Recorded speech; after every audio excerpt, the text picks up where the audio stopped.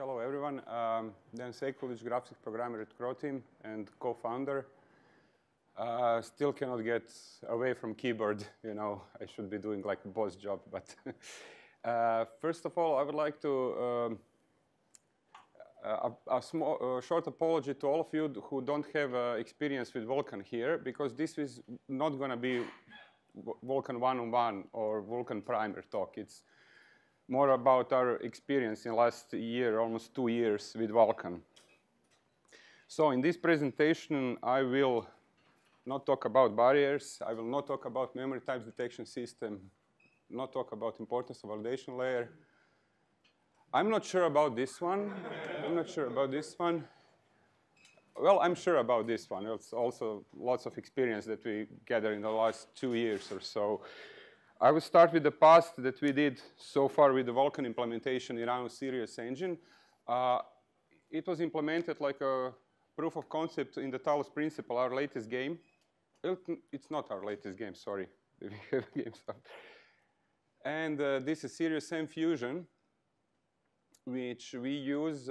This is, again, some kind of new approach for the Sirius M on the Steam. You get this, if you have the original Sirius M, you will get this version for free, but it's lots of Sirius M games under one engine. This was our goal here, because there is also a new game, Sirius M VR Last Hope, which is in early access, and it will be for a month or so.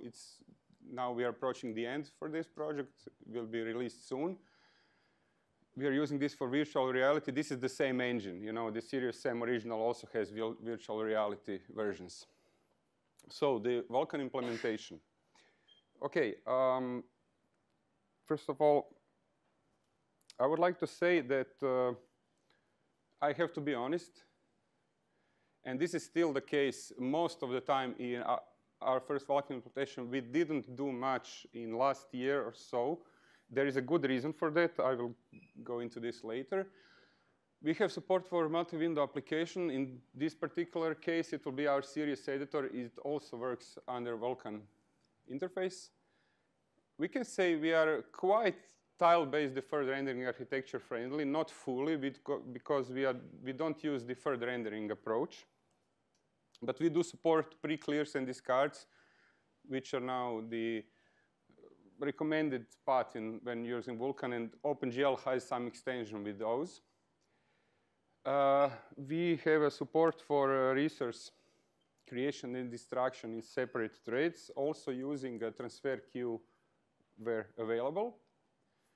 And performance is really good, but there is lots of work needs to be done, basically in our rendering engine. A bit of higher layers of rendering engine. A word or two about performance. So CPU side, which is basically why Vulkan is built in first place, was designed. This is the situation. Well, it depends on the platform. For example, 100%, 2 times faster, is mostly on Android platforms. 50% is that you can definitely count on. Whether it's Linux or Windows, doesn't matter. We are 20 to 30% faster directory D9, which is not a good comparison. It just says about our engine design. We are currently on par with Directory D11. They are mix and match performance comparing to Directory D11. There is also an overhead in our side when I talk about Vulkan as a wrapper for our engine. This would be one reason. Mainly that we hash, and all the scripture set and public state object, we use a hashing for that, and simple search, hashing, and binning. There is a certain amount of overhead attached to it. Other reason is overhead is some vendors' drivers. I cannot and will not go into details, but believe me, I've seen things, OK? Just take my word for it. Like this, for example. OK, GPU side. Well, I don't really know what to say. We have really, really mixed results. This would be a good example. Same vendor, same driver, For example, is Talos works slower than DirectX 3D11, but at the same time, Sirius MVR is faster. I'm talking about same resolution, you know, everything. So we still haven't drawn any conclusions yet, and I should be really careful with talking about this. This is our #1 suspect. It is our shader interface and how it handles uniform variables. I have to say, you have to keep in mind that this is a really portable engine. So we have support for tons of platforms, and from the CPU side problem, to eliminate the overhead, we need to do some hacking into shader, how the shader uniforms are done. Also, we assumed it should be faster for the tile-based deferred rendering GPU architecture comparing to the OpenGL. At least when we solve this CPU overhead issue, then we will probably bump into this GPU overhead issue. One of the things that pre-clears and discards should at least, you know, not. It should help. It should help. I don't know how much, but they should. Yeah, we tried a long time ago with the OpenGL. ES extensions didn't get us nowhere. So we have now special console variables in our engine to switch this on and off just to compare the performance. But the main thing is that we need to iron out the CPU side of the problem when it comes to Android platform. I would like to mention this, how to update constants in or uniform buffer constant register and all the dynamic geometry buffer, because this is one of the things that really can impact the Vulkan performance. When we really see it on frame rate, like 10%, 20% difference, we ended up with 4 methods of updating. This is like progress in time, and I decided to leave this all in just for testing performance. The first one was naive. Just update directly. You have new constants for a draw call, updating for system memory with Vulkan function. Yeah, it was slow. The second method was to have constant buffer in host or shared memory where available and update directly. So you just do writes in that memory of the new constants. Keep the buffer map all the time, like Vulkan suggests. Mix and match results in host memory, it's not so good idea. In shared memory, it's much better. We use it as a default on Android with proper barriers. Oh, I said barrier, sorry. So we came with a third approach for batched updates from system memory, basically the same as the first one, but it's not called for every draw call, but it's called at the end of the frame before you submit the work to the GPU. Just let's update the constant buffer for. It is fast. And interesting, the fourth one, which is now default, is do the same thing as the second one, use buffer in host memory, but instead of binding this buffer directly for the GPU, copy it to device memory buffer via copy buffer function, also in batches, you know, just not at every draw call, but at the end of the frame is something. This is the fastest, and it could be even faster, interestingly, it could be even faster than the second approach when you have the shared memory. Still left the second approach for the Android and the fourth approach for the other platforms with dedicated GPUs. Why we didn't get from this from the beginning? Because there were not some driver bugs. There were a lot of driver bugs with this approach. It's all fixed long time ago. This is a typo. This sum should be a lot. I mentioned this because we encountered an interesting bug, and I will, throughout this presentation, I will mention some of our bugs, and I think the serious ones, because when bug you cannot fix it for a month, it is a serious bug. So we finally find this one. There is a reason why I'm pointing this one out. I will tell you later. The point is that you have a finite memory of the buffer. It is a round-robin buffer. Sometimes it can spill over. You might have more constants in frame that actually buffer can hold it. since this is not a normal situation in the game, we decided that we don't care. We just render up to what everything was at that time drawn. We update those constants, and the rest of the frame we don't care. It's just one frame, and we have a super high frame rate. No one will notice. So what happened is that when we encountered this problem, I forgot to call the flush for the valid constants in the buffer, for the draw calls that were actually expected the valid constants, because the spillover happened afterwards. And that flush was not called, but draw call was. So you have trash in the constants buffer, wrong constants.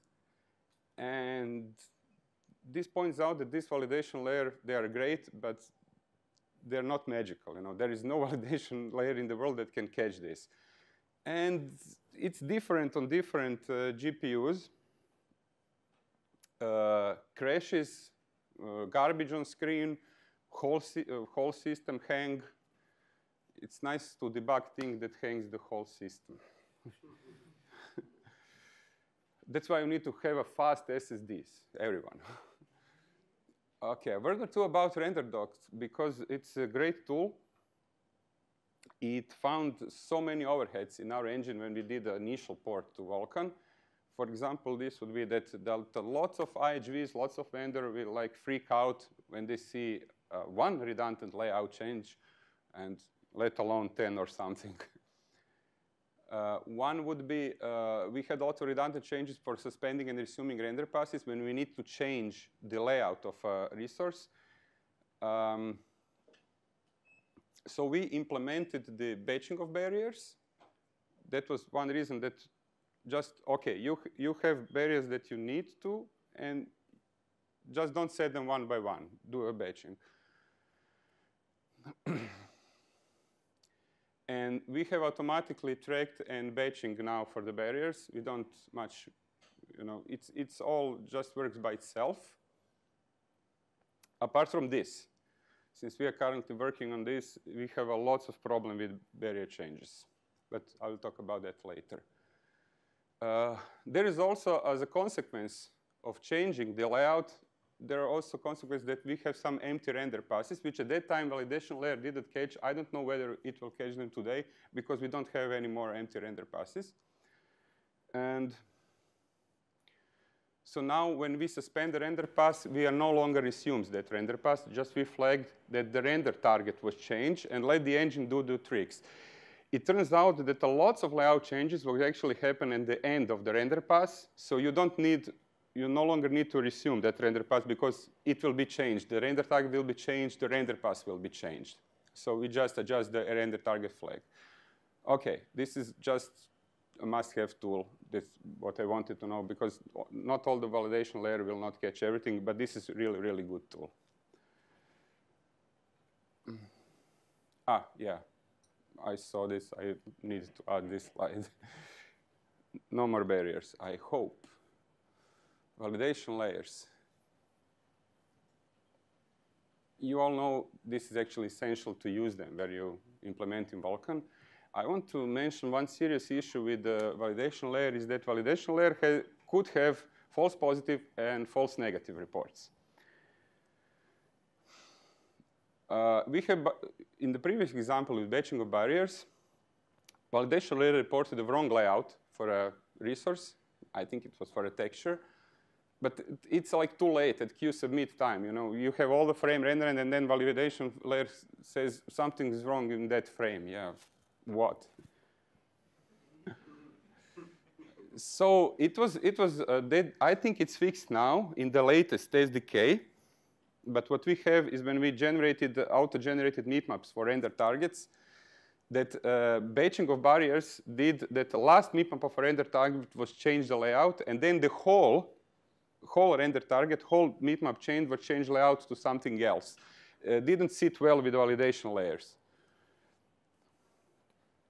So I'm not pointing this because they are not bug-free, but you have to take into consideration if validation report might be false, maybe to report it to Lunar G, because we actually lost, I would say lost, lost a lot of time trying to find out what's wrong with the application, our game. Well, actually, that was a bug in validation layer. So this is my personal rate of success for, reporting bugs to Lunar G. But OK, you can try it. It will be pretty surely it will be, closed soon enough not to everyone to know you're embarrassed, like me. Yeah, that was also, I think it's also fixed now, but interestingly, if you want to query whether the image format is supported on Vulkan, you get validation error. I mean, come on, I'm querying it's not supported. OK, I will handle this. I think that they removed it also. There is an intermission for another bug. You have to be careful about this one. Just don't do as we did. We have a black grass in Vulkan version of Talos for months. I mean, literally months. I think it was 3 or 4 months. Our grass shader renders foliage with a bit of polygon depth offset for reasons known to our artists and designers. Works fine without offset. Using the dynamic depth offset functions, they built black grass. Putting depth offset inside the pipeline state objects, fine, no black grass. And this is what actually happened. The calling convention, you have to be careful with the calling convention. And don't do this. OK, be careful with that. Just read through header, OK?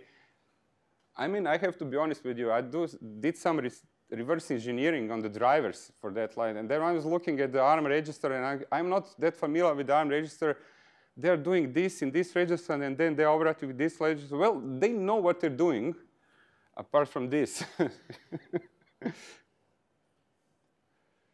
And interestingly, this is the only function that actually takes floating point parameters into Vulkan that we use. There is another function that you use. So yeah, be careful with this one. Black was that the depth pre-pass was rendered with different offset than the color pass in our engine, so we had the cutouts of the black background on this. OK, moving to the present situation at Khro team, what we are doing with Vulkan right now. Yeah, I'm proud for this one. First, our function in our GFX interface in the engine because of Vulkan is mark when you are done with rendering texture as render target and change layout to shader sample texture. Really good. Because by default, our Vulkan wrapper is changing layout just in time, which is equals too late for the GPU. We are changing layout at the time when texture is bound as input to shaders, which could be really wrong because it could be too late for the GPU. It could be even in the middle of the render pass when you're bounding the texture. So in this case, you must split render pass.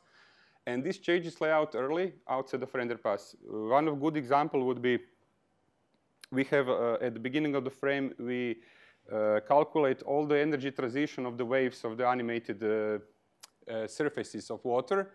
And when we are done with this, when we generate normal map out of this, it will be used in the frame sometimes later. It's good to just at that time say, OK, I'm done with rendering to this texture. It will be used to this render target. It will be used as a texture sometime later. We are using it also for our depth prepass, fast lights, post-processing, but it is not always possible. Refraction, zoom, and glitch shaders that we use in Talos and also in Sirius SAM games. These effects needs to be properly sorted for translucency. It can happen in the middle of the rendering of the scene. So it's rather a simple effect. You just copy the currently rendered scene render target into some auxiliary render target, and then render back that auxiliary render target with some effects applied, like normal map displacement and stuff like that. Since needs to sort it for translucency, it can really happen in the middle of the render pass. You cannot even use render pass attachments because first, you don't know, you are not sampling the same pixel, and also you don't know how many of these refraction effects are on the screen. This is just one of the examples that you really need to know how much the complex is seen. But since we are currently, I repeat, we are CPU bound on Android, we are still not worrying about this situation. We'll get to that bridge and then we'll take what happened. Okay, what we are doing now is also a native Vulkan multi-threaded renderer. Work in progress, big time. It's a good thing from one point is that there is a lot of stuff that needs to be changed around rendering system to be more Vulkan friendly, but also showed us some really strange decisions when it comes to Vulkan secondary command buffers. We'll talk about this later. Yeah, I need to be honest here and say that lots of our problems with native multi-threading is because of our late change layout philosophy in the engine. You need to, if you can know things up front, use this in order to make Vulkan happy and efficient. So not everything, obviously, but there are a lot of things that need to know. And these layout changes and tracking of layout changes and barriers in the other threads are really, really pain. Yeah, this is what comes to our mind when it comes to layout changes. Why don't let the driver track the source layout input for layout changes? At least it will be better when multi-threading is and secondary command buffer are. And lots of drivers don't care about source layout. So there is also one of my suspicions that I will talk about this in for next few minutes. Is multi-threaded renderer situation is that for what we've seen from now from the native multi-threaded renderer which we have implemented so far, since we have our own generic multi-threaded renderer for the last couple of years, it's completely API agnostic. And it has a fast round-robin command buffer for recording. It's fast because most of our API functions are inlined. You know, like enable blend, it just inline and sets one Boolean, stuff like that. Simple state changes. So main thread replace everything that was recorded, finds API object that needs to be done. We have some hashing, binning, and sorting that. We could add a keying on top of it. That's a separate issue. We just bind what's needed in main thread and calling API functions and just do the draw. So what we are afraid a bit of, Vulkan multi-threaded renderer is probably slower at recording than ours. Well, at least because the functions are not inlined. And also because we cannot track changes, state changes in worker threads only at main thread. We don't have to because most of our functions are inlined. What happens is the secondary command buffer needs to know right away what goes in. So sometimes some objects could be set unnecessarily. This is that doesn't have, the tracking is not done in the worker threads. So the main answer for all this problem when you have recording threads, worker threads, use more threads. Okay, how many more? You want 8 threads, you want 16, 32 threads? Okay, we are now, I'm imagining now, I'm dreaming. So is 4 threads enough for multi-threaded game? Okay, for example, in the case of ARM CPUs, big little architecture, you have like mostly in most setups, you have 4 performance cores, 4 low power cores. 4 is okay. Maybe it's better to ignore low power cores or just use one of those background for loading and streaming. So we have 4 threads on 4 core mobile. And maybe OS has something to say about this. Maybe OS wants to use at least 1 thread. And we are down to the safe side is 3. Okay, maybe it's all too dark, but let's say you can count on 3 cores. Maybe you can count on 4 cores, depending whether your CPU has hyper-threading or something like that. So I have to repeat. The recording of command buffer. Replaying is much faster. it better be, because it's the Vulkan concept. I don't want to talk about this. And what if we update our generic multi-threading rendering to record complete states in other threads? So all the hashing, binning, sorting, finding object is done at the worker threads. And only thing left for the main thread to do is just call the Vulkan API functions, which are lightweight. It should be lightweight. It should be not that expensive. And there is not much of them left to call anyway.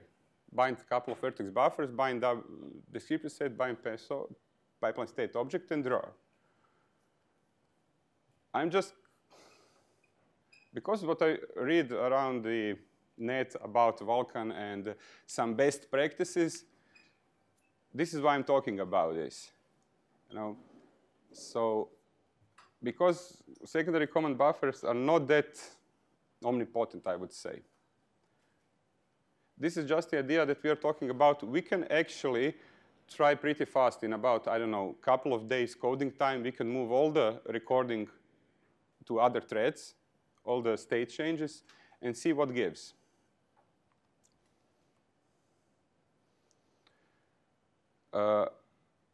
Because this recording happens in the other threads have some other jobs to do than just record command buffers, like the animation player, bones transformation, lots of stuff considering the rendering before actually goes to the API function.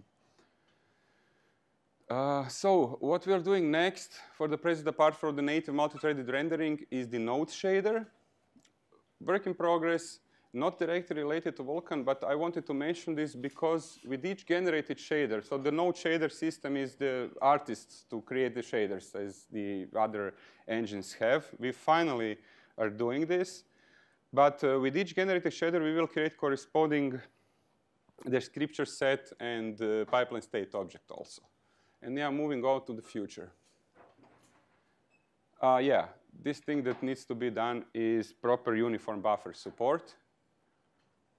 And after all the mess with packing and standardizing how the uniform buffers constants in these are organized, we'll just go with the float 4. There is some problem with our shaders that I mentioned at the beginning. The overhead that we have with regarding the constants is the so-called non-constant global initializers.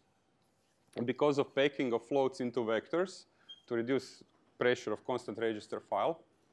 So this is a hypothetical example that we actually do now. Is these two last rows could be the problem. So if you have a constant block with several float 4 constants and you want to have a nice code, then you need to use this. Maybe we can go with hash defines for the last 2 lines. I'm not sure whether compilers will like this kind of hash define. It should, but I've seen in the past that .x, will not sit well on some compilers. If it's cool with the SPIR-V, we'll go with that. But I have to point out that we also still support the other APIs that will eventually belong to the past. And also we'll add things that our Direct 3D11 support already has. This is support for multi-GPU setup, obviously. Single pass VR rendering, multi-GPU VR rendering. Regarding single pass and multi-GPU, we will try to go with vendors extensions where available. Because we still have this support for the Direct 3D11, it should be orthogonal to Vulkan. Or if there are no extensions, we go with the approach to one-time record the frame and submit 2 times, just changing the registers, constant registers that are referencing the VRI, left or right. Moving on, we're going to pre-create everything. So this is our plan for the future. Create a descriptor set, create pipeline state objects, and even command buffers on load time. Render passes inside the pipeline state object complicates things because we are expected to see render pass compatibility, not render pass itself at the time of when you create pipeline state object. So the only thing that we're gonna use at the draw time, this is far future, so I'm just, is to update our uniform buffers. We have prepared common buffers on the load time. You just need to update uniform buffers. Or do you? Maybe not even those. So at the load time, what you can do is you have one huge uniform buffer for all the constants of all the rendering objects in a given level of a game. And put this in one buffer, and then select offset of that buffer via push constants. Then you really don't have that much traffic on the PCI Express on uploading constants and everything. This would be the ideal case. Some constants might need to be updated. You just update them like before, but you don't need to update the all constants. And even more, we're going to finally change our higher level graphic and rendering pipe to match Vulkan binding style. So no more all the functions. It just bind the scripture set, bind pipeline state object, pretty much like Vulkan has, bind vertex buffers. Maybe, I'm not sure about this one. Maybe we'll keep the old style binding because of the non-performance critical part. For example, our programmers that are not doing graphical work, but they want to visualize something, like, for example, the navigation mesh, if you want to render it in the editor. If it is too complicated to explain to those guys how to set the scripture set pipeline state object, then we will keep our wrapper. But if Vulkan-friendly functions set up to be relatively simple, and I can explain every other programmer on how to visualize navigation mesh, yeah, we're going to ditch the wrapper function altogether. One thing that's left is decouple samples from textures. We need to do this because mostly we use less than 16 different samples in the whole game. And there is no point in setting them when you set the texture into the scripture set and everything. Because we found that our engine has a lot of overhead when trying to determine which sampler in which texture unit has been changed. In 99% of the cases, it hasn't been changed, but we need to determine, and this is the overhead. OK, last part of the presentation, if you are still awake. OK, we have to rant because we're a CRO team, and yeah, we always rate. OK, why I'm saying this? Because what I told you up to now is that we are obviously going to do a lot of changes in our engine, and we really firmly believe in Vulkan. This is the way we will go. There is no way to change and go back and stuff. Eventually, support for the other APIs in our engine will just go away. So we are still a small team, although we are pretty much, last year we hired lots of new guys and girls. So, but this will take a lot of effort, you know, and time and money. So if we go by the book, by the Vulkan recommendation, we surely don't want to see things like hitting a slow driver path that we see in the past.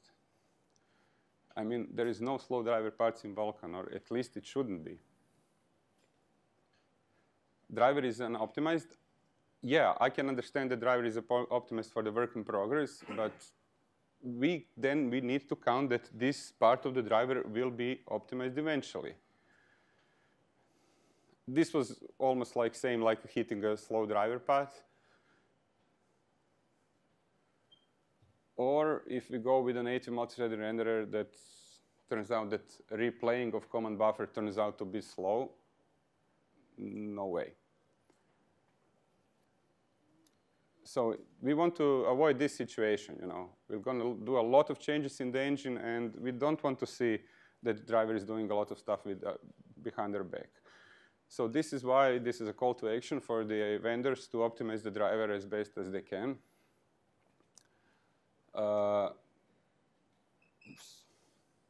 these are some of the things that we definitely expect from Vulkan. Okay, the other point is just part of a rant. Don't just throw more cores of the problem if recording of secondary command buffer is slow. Also, we need a faster pipeline state object creation to fully utilize pipeline state object cache, which is the first, that's why it's invented. Or faking the pipeline state object. Okay, maybe I'm dreaming, but I would like to avoid this. This really slows load times of the game up to a crawl. You know, it's not a good game experience if you have to wait for a level to load, I don't know, minute or so, and even if you have an SSD. In the old times, the shaders were patched. Now everyone is going to the recompiling shaders. I don't know. This is just my personal thing that maybe if you can patch the shader when changing PSO, okay. If you need to recompile, I don't know. It could really take a long time. Or if you have to recompile a shader, just put PSO cache into good use. Because we will have lots of these PSO. They're mentioned for this, you know. It's easy if you have one vertex shader and one pixel shader. But if you have a variation for different states in the PSO, for each of all the variations, recompiling a shader is not an option. So I'm asking why, for example, regarding the pipeline state object number, why polygon phasing isn't a dynamic state yet? Because this way, we need to create 2 times more PSO if we are rendering mirror views. If not polyphased, about at least cal state.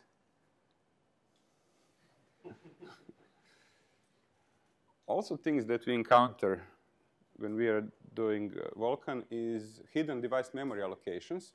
I'm not talking about allocation fallbacks in the host memory, because these are, okay. This is a sad story. I don't want to go into details.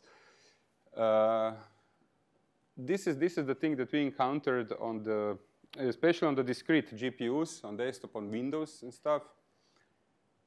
So we should have some feedback from Vulkan about real occupation of the video memory. What are preferred memory allocations? And when I said memory allocation type, I don't mean memory types. I mean memory allocation type. Should we go with the direct or indirect the allocation? Because there are some extensions that actually hints that what underlying driver and hardware can handle faster. For now, we just use the adjustable threshold. More than 1 megabyte of allocation goes to Vulkan directly. It would be nice to have hint about preferred image layouts, because during the Vulkan development, you hear from one vendor this, from the other vendor that. Some vendor don't even care about image layouts. We would like to know this because how to create mipmaps for a render target. You can even go down the mipmap chain with barriers with, I'm talking about barriers again. Okay, you can go with the mipmap chain with transfer source and transfer distillation layout for every MIP, or you can use general layout and just barriers for iterating toward mipmaps. I even wrote this. Okay, moving on. Yeah, last thing that didn't sit well with our engine is occlusion queries. I think by now 3 times recode. Still trying to do the 4th one, this one, good one. It is really hard to fit into our visibility system because Vulkan occlusion queries assume that you have a query pool and that you will use them in sequence, you know, one after the other, that there will be no holes in the query pool. This is not the case in the engine, because when you move around in the engine, the objects goes out of the frustum, objects comes into the frustum. There's lots of other different calling systems. So you eventually end up with some holes inside the query pool. Resetting the query, but without begin and end, if you want to reset in a batch, implies that it will wait forever on get result, or you cannot wait for the result. You cannot reset queries one by one inside the render pass. This is the things that really, really complicates our occlusion calling system, and still wrestling with those. Native multi-threaded renderer requires secondary command buffers to specify the render pass in which they will be executed. It's way too early. It's at a recording time, because when we move to the execute time, we will definitely set render pass there, and you need to specify this in front. I think it's some hint for a driver. I still didn't get, because the native multi-threading is not done by me, but some other programmers, so I'm talking to him on a daily basis. So I don't know didn't actually brought this to the Vulkan advisory panel, or haven't had a conversation yet with the vendors, but it could be some kind of a hint for a driver. And if it is, can this be just format and not render pass object itself? And this is also a thing that we found a really complex workaround for this, is that in render pass, you need to specify that will execute commands or use any other Vulkan commands, which did a lot of complication for this. This was really, really something that we wrestled for a week or so, what to do. Another word will be about shader compilers. Those one from SPIR-V, not to SPIR-V. This is what I'm seeing presently on some vendors. Also, and this is the thing that worries me, is the SPIR-V code size is much larger than Direct3D's bytecode. Even if we strip, use small v utility and zip, it's about, I don't know, 3 or 4 times larger than the Microsoft bytecode. Does this reflect to being slower than Direct3D? I'm just asking, I'm not sure. We suspect maybe bytecode is better optimized. Particularly the case that we use a lot is this. Microsoft might do something like this, but this is definitely an assignment operator in SPIR-V. I don't know how the driver handles this, but this would be back to the point when we don't know what happened with the GPU side of the problem, of the bottleneck. And the special for the end.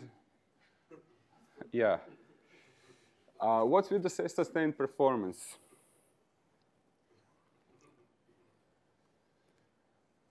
You're reading? I'm going too fast through this? OK. We can totally understand thermal throttling issues. I'm not talking about this. We don't actually care. We really have super scalable engine. And we think that Talos can be played, because it's not a fast game. It can be played on mobiles. But we just need to know upfront what performance we can count on. We will scale down our engine. It's not a problem. And this one is the old story. It will be fixed soon, I'm assured. We had a lot of talk with Google about this and the other vendors. So we have lots of phones in our offices that actually can run Talos. And these are mostly the developer kit phones. And the only thing I can do is go out on the street and try to sell them. You want to play Talos on this phone? I'm not sure about Project Rebel. I heard that only on the OS version, but there is something else in the stove, so it might be a good thing. Yeah, and for the end, whoops, sorry. How this end up here? Should I? Oh yeah, interesting one again. Okay. Sometimes you need to destroy objects in Vulkan without a delay, which means you're always advised to wait for a couple of frames, use a fence before destroying an object, a texture or something, because GPU might use it. There is some special cases when you need to destroy the texture, for example, without a delay, when you're reloading textures. If you reload new textures and destroy old ones a couple of frames later, you will overflow the memory. So we are using vk device idle. these are some special cases. Even when the user changed the rendering resolution or resolution of the 3D scene, we don't care about this. Just ditch everything and go back with a new fresh bunch of textures. So we created new image. In this case, it would be image. And it could be render pass or anything, right away. And got the same Vulkan handle like the one that was destroyed. OK, you use destroy, then create. You probably get the same Vulkan handle for that object. But we also forgot to destroy at the same time, right away, the descriptor set of pipeline state object referencing those objects. These were still scheduled for delayed destroy for a couple of frames later. So the next binding of the PSO would find those PSO which will reference wrong object, texture, or render target objects. Same handle, but different object. Sometimes GPU driver cache, sometimes wrong rendering. And the validation layer cannot help you with those because the handle is there. It's just the wrong object. So yeah, we're at the end of this. I would like to thank you for your patience for listening to me ranting and venting. And now, if you're interested, I will take some questions. If there are any. If you're awake. Who wants to start off? Everyone's scared. So. Yeah, so you talked about using sort of giant uniform buffers, for example, and presumably using the dynamic offsets in the. Presumably that will solve a lot of your problems with just destroying descriptor sets, and because you wouldn't need as many descriptor sets in that process. Descriptor set will use offset in those buffers, dynamic offsets. Yeah. No, you can actually index descriptor set from the push constant. Is that yes, yeah, that's probably a better way to do it. Yeah. Indexing descriptor set from the push constant, something like that. Yes. Yeah, it's still in the air, just it is possible we might go this way. Yeah. And so did you do any stats on sort of how long it took in cycles it took to create command buffers and yes, play them? We did. Currently, recording of, I have to be really careful with this because this is still work in progress. But we now saw that on the desktop platform, I think it's NVIDIA driver because we take this as a best case scenario. Pardon me for, I'm not a cheerleader, but still. It was creating the command buffer was 25% slower than our command buffer from the generic multi-threaded renderer. And replaying was 10 times faster. Yeah, something like that. But yes, we are stalled for the other threads, not for the main thread in this case. Yeah. That's why all the things that I mentioned. You know. Okay, thanks. No problem.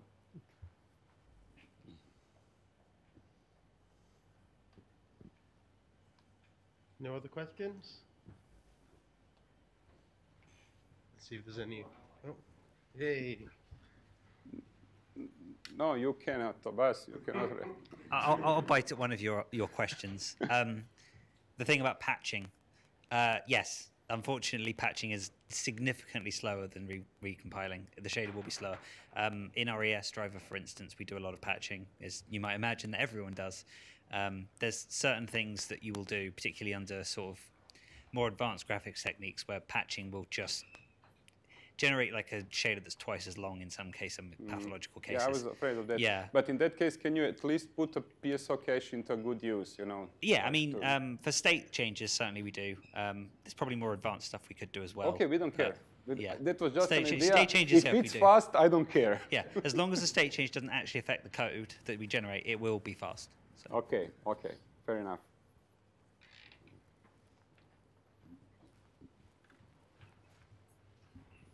So you said the validation layers have several false positives and false negatives, and I do agree with this statement.